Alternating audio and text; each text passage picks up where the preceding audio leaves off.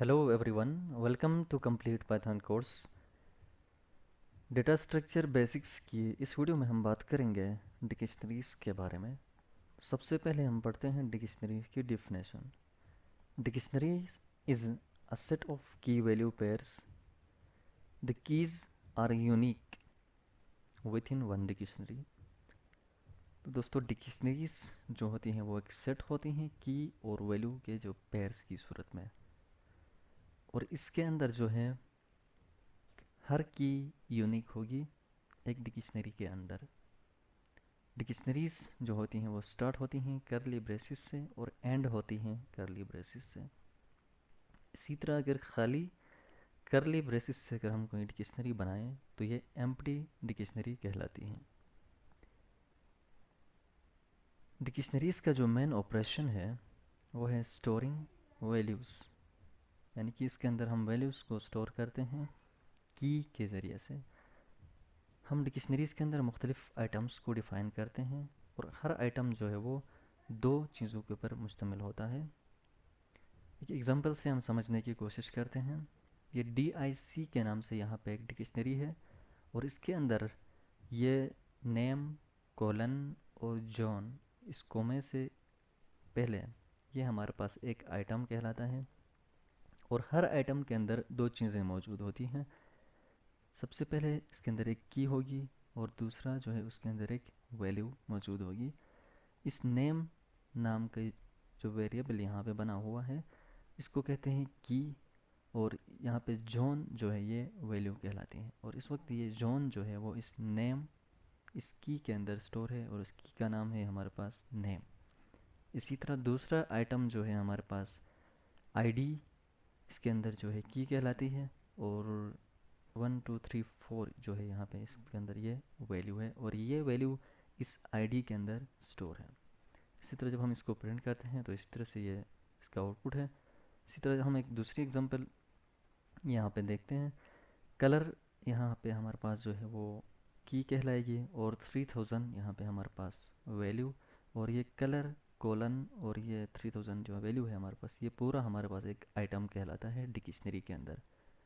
तो डिक्शनरी में से अगर हम चाहें तो हम यहाँ से हम सिर्फ जो है कीज़ को भी, ये की है ये की है, इनको हम प्रिंट कर सकते हैं।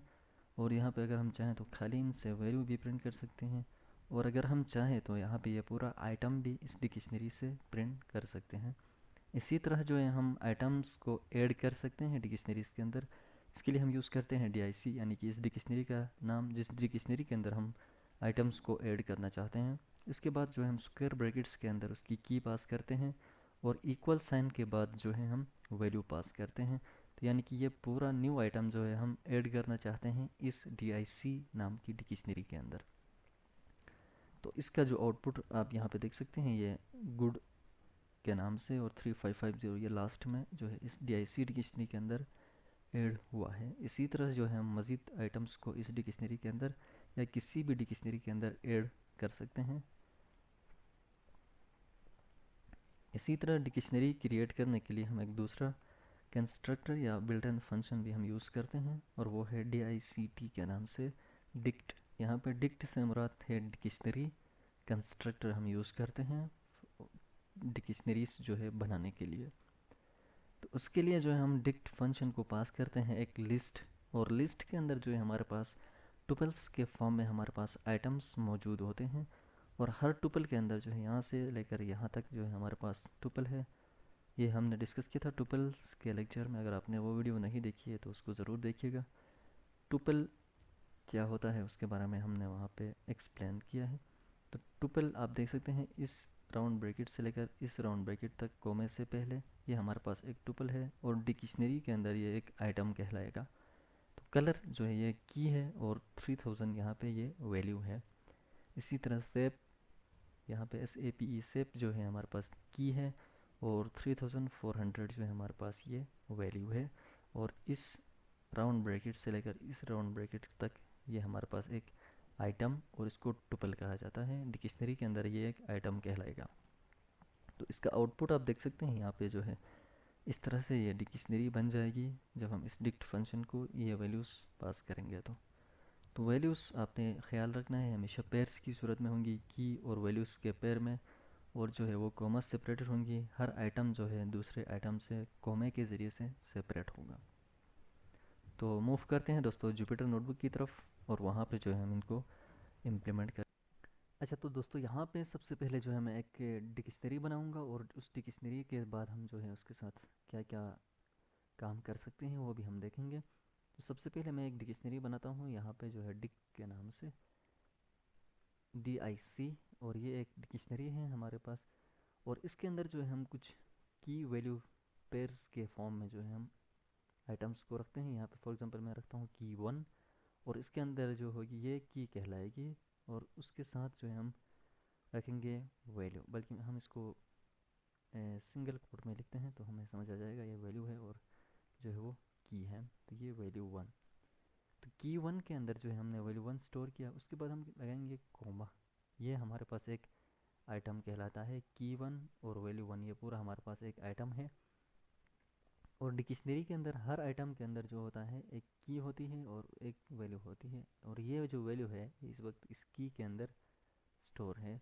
इसी तरह मैं यहाँ से एक दूसरी की बनाता हूँ, दूसरा एक आइटम बनाता हूँ, उसका मैं नाम रखता हूँ की 2 के नाम से। ठीक है, अब की 2 के अंदर जो है मैं एक वैल्यू स्टोर करूँगा, उसमें मैं वैल्यू स्टोर करूँगा वैल्यू 2। ठीक, उसको भी हम लिखेंगे सिंगल कोड के अंदर, और अगर हम इसको सिंगल कोड में ना लिखें तो ये एरर देगा। तो ये हमारे पास हो गए दो आइटम्स, की 1 वैल्यू 1, की 2 वैल्यू 2। की 1 वैल्यू 1 ये हमारे पास पूरा एक आइटम है, और की 2 वैल्यू 2 ये हमारे पास एक आइटम है। इस डिक्शनरी के अंदर जो है हमारे पास दो आइटम्स मौजूद हैं। तो अब हम इसको रन करके देखते हैं। तो जब हम इसको रन करेंगे तो आप देख सकते हैं यहाँ पे जो है की और वैल्यूज़ यहाँ पे रन हो गए। इसी तरह से जो है मैं एक न्यू आइटम डिक्शनरी के अंदर ऐड करना चाहता हूँ, तो उसके लिए मैं क्या करूँगा, स्क्वायर ब्रैकेट के अंदर जो है हम की पास करेंगे। यहाँ से फॉर एग्जांपल मैं लिखता हूँ की 3। ठीक है, अब हम इसको हमने क्या करना है, ऊपर वाले डिक्शनरी के अंदर जो है हमने ऐड करना है। तो इसके लिए हम क्या करेंगे, यहाँ से इक्वल, और यहाँ पे जो है हम वो वैल्यू लिखेंगे कि इसके अंदर हम क्या स्टोर करना चाहते हैं, इसकी वैल्यू क्या है। तो इसके लिए मैं करता हूँ वैल्यू 3। तो अब ये डिक्ट क्या करेगा, ये जो की 3 है ये इस डिक्शनरी के अंदर ऐड हो जाएगी। डिक्ट के अंदर हम ऐड करना चाहते हैं की 3, और इसकी वैल्यू जो है वो वैल्यू 3 है, इसको हम ऐड करना चाहते हैं DIC इस डिक्शनरी के अंदर। तो इसको हम दोबारा से जो है रन करके देखते हैं। तो आप देख सकते हैं कि 3 और वैल्यू 3 भी जो है इस डिक्शनरी के अंदर ऐड हो गई है, पहली वाली डिक्शनरी के अंदर। तो इसी तरह से जो है हम वैल्यूज़ को ऐड कर, आइटम्स या वैल्यूज़ को ऐड करते हैं।